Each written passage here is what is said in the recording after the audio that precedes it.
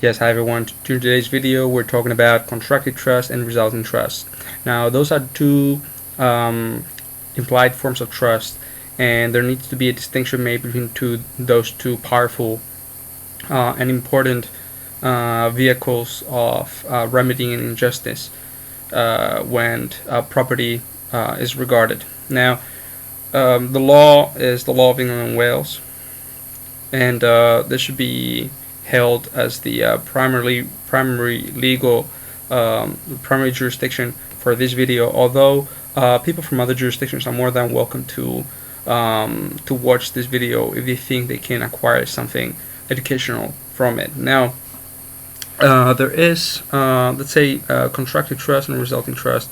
Constructive trust is basically arises when the court has to construct. It basically has to make a trust from scratch where the circumstances so do require.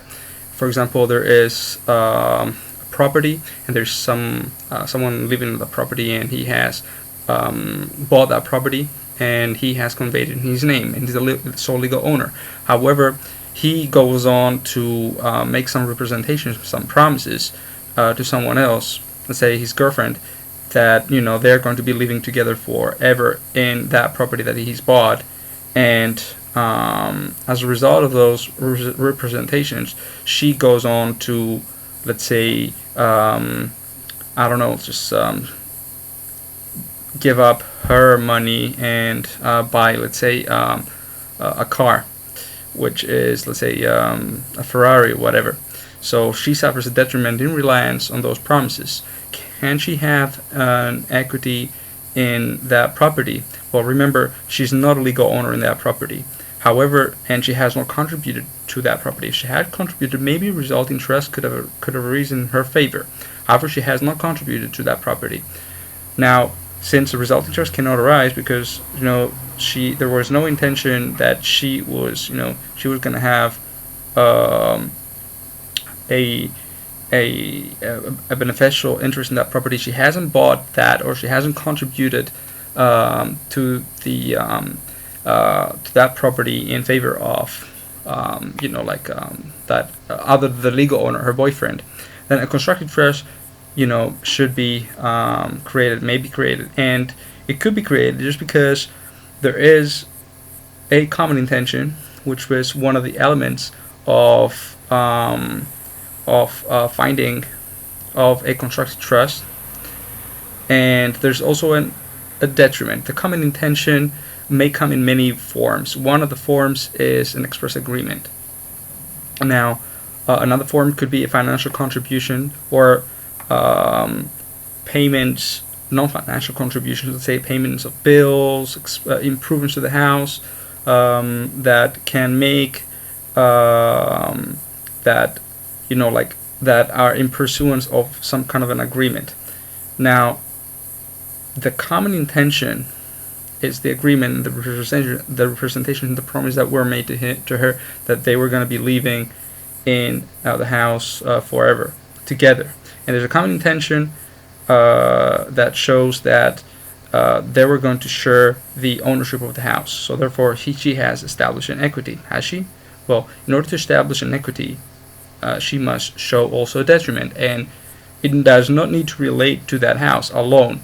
It could be anything. In that case, in reliance on that detriment, she bought a Ferrari, and she gave up her life savings, where she could have invested them to in buying a property for her own benefit.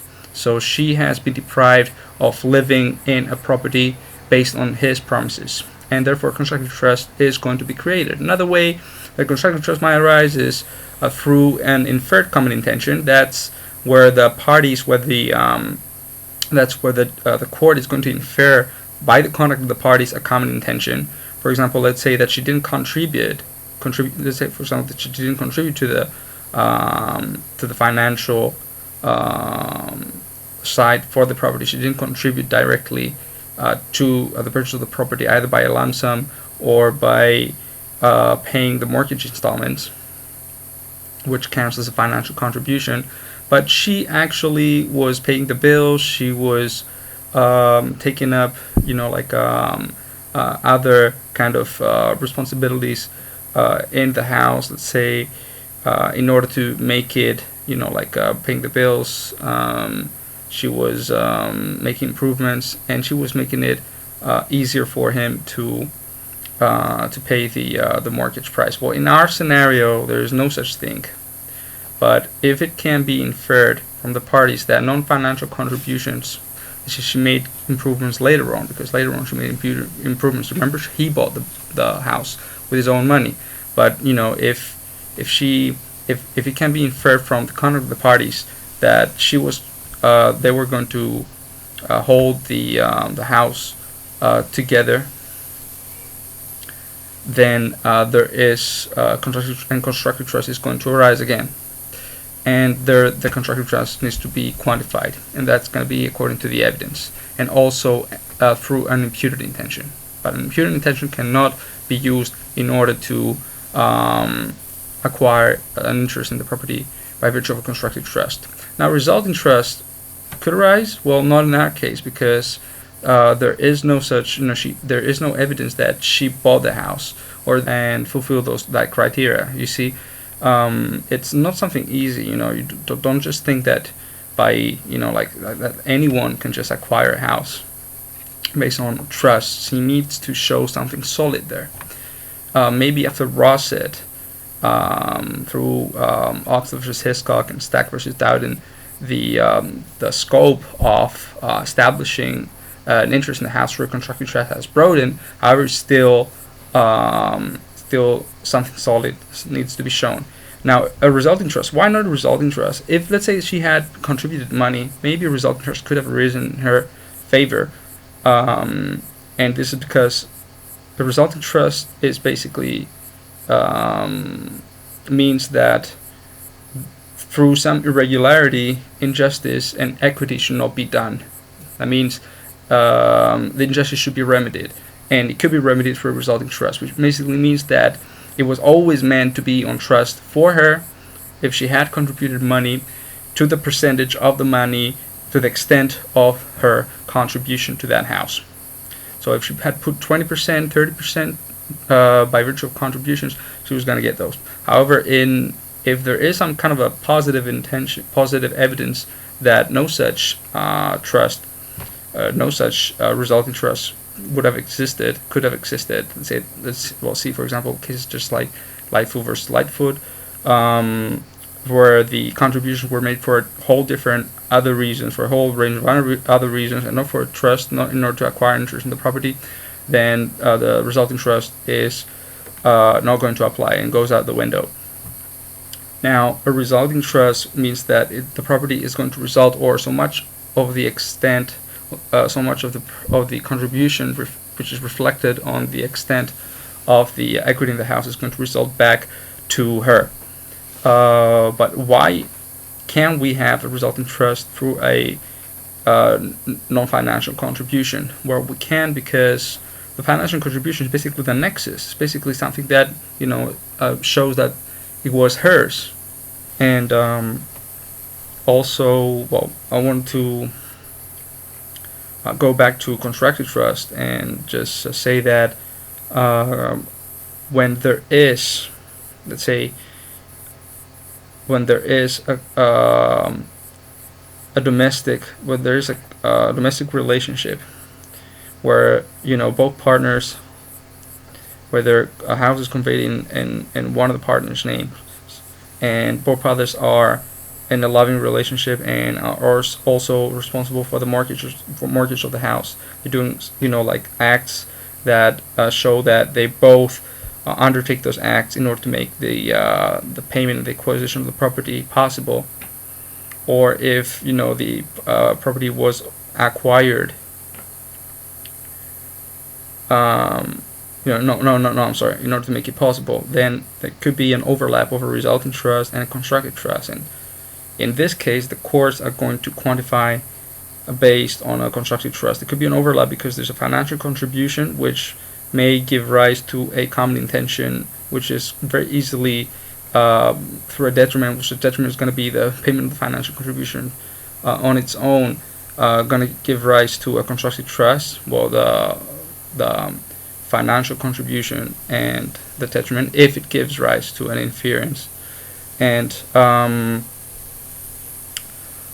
also, if there is a and in that case, well, there is a constructive trust, and there could be a resulting trust as well, because like the non-legal owner had contributed to the property, so the extent of his contribution should revert back to him. But the courts are going to prefer a constructive trust quantification, because it is going to be more fair under the circumstances where a domestic relationship exists, which takes into account a broad range of factors instead of just mere contributions. And therefore, he could get a lot more than he had put in the property. However, if a constructive trust and express agreement are proved in that case,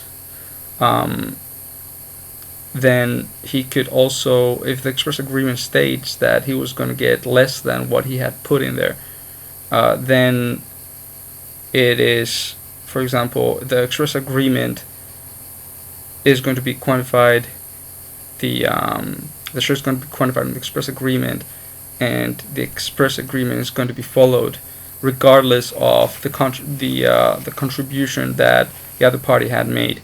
So he's going to be losing on that aspect, and something that needs to be